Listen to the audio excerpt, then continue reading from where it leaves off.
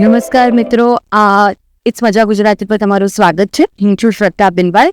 આજે આપણે સાત્વિક ફૂડ ફેસ્ટિવલના સ્પર્ધાની અંદર આવ્યા છે અને તમે આ જોઈ શકો છો કે આજે ખૂબ બધી વિસરાતી જતી વાનગીઓ અનેક સ્પર્ધકોએ અહીંયા પ્રેઝન્ટ કરી અને આ સ્પર્ધાની અંદરથી જજીસ એક ડિસાઇડ કરશે કે કઈ કઈ વાનગીઓ વિનર બની છે અને એ વિનર વાનગીઓ આપણે સાત્વિક ફૂડ ફેસ્ટિવલની અંદર આપણને જોવા મળશે, ખાવા મળશે. એ લોકોનો સ્ટોલ ત્યાં આગળ લાગશે અને આપણે એ વાનગીઓને બહુ જ સારી રીતે આપણે ત્યાં આગળ માણી શકીશું. અને સાત્વિક ફૂડ ફેસ્ટિવલનો એક કોન્સેપ્ટ એવો છે કે તમે જેવો આહાર લો છો તેવા જ તમારા વિચારો થાય છે. તો જેવો આહાર તેવો વિચાર. અને એ લોકો પ્રમોટ કરે છે વિસરાતી જતી વાનગીઓને.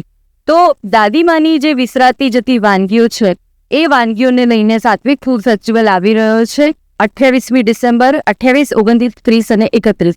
4 દિવસ આ ફૂડ ફેસ્ટિવલ અહીંયા થશે કોતા ભાગવત વિદ્યાપીઠની અંદર. અને એ માટે તમારે સજ્જ થઈ જવાનું છે અને વિસરાતી જતી વાનગીઓ માણવા માટે આ ફૂડ ફેસ્ટિવલનું એક સ્કેડ્યુલ બનાવી લેજો. અને તો માણીએ આપણે આ વિસરાતી જતી વાનગીઓનું આ સ્પર્ધા અને જોઈએ કે કઈ કઈ વાનગીઓ આ સ્પર્ધાની અંદર પાર્ટિસિપેટ કર્યું છે. તો ચલો આપણે જોઈએ આજે.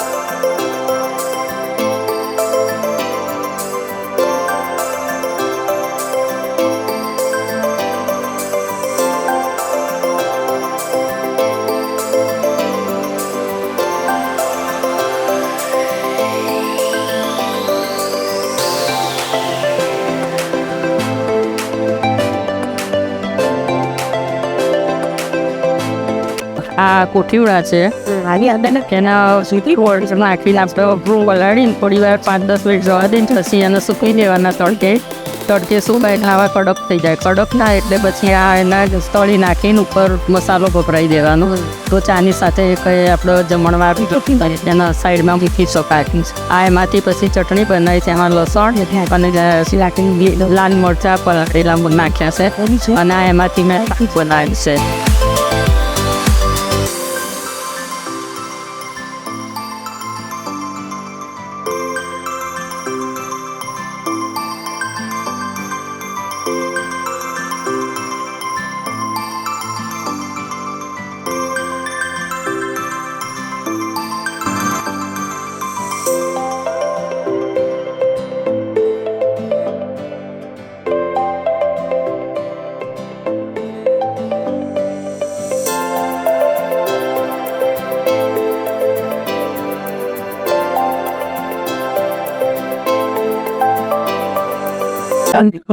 तो हमने एक काम किया था 100 साल की दादियों के अनुभव लिखे हमने के साथ हमारी शतायु गुजराती में भी है है तो हमने उनका अध्ययन किया.